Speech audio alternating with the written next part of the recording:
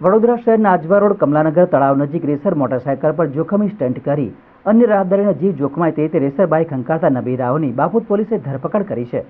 શહેરના આજવા રોડ કમલાનગર તળાવ પાસે કેટલાક યુવકો બાઇક પર જોખમી સ્ટન્ટ કરીને વિડીયો બનાવતા હોવાની માહિતી બાપોદ પોલીસને મળતા પોલીસે તળાવ નજીક વોચ રાખી હતી, જેમાં યામાહાની બે રેસર બાઇક સાથે બાઇક રાઇડર આવી પહોંચ્યા હતા, જેઓએ પોતાની બાઇકમાં ધ્વનિ પ્રદૂષણ થાય તે રીતે આરટીઓ પાર્સિંગ વિનાના સાયલેન્સર લગાવ્યા હતા અને ફૂલ રેસ આપીને મુખ્ય માર્ગ પર બાઇક હંકારતા હતા।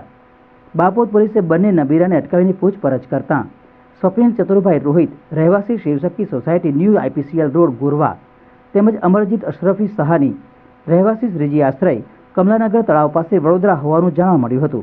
પોલીસની પૂછપરછમાં બંને નબીરાઓ બાઇક પર સ્ટન્ટ કરીને વિડીયો બનાવવા માટે કમલાનગર તળાવ પાસે ભેગા થતા હતા, જ્યારે અગાઉ પણ અનેકવાર વિડીયો બનાવીને સોશિયલ મીડિયા પર પોસ્ટ કરવામાં આવ્યા હોવાનું સામે આવ્યું હતું।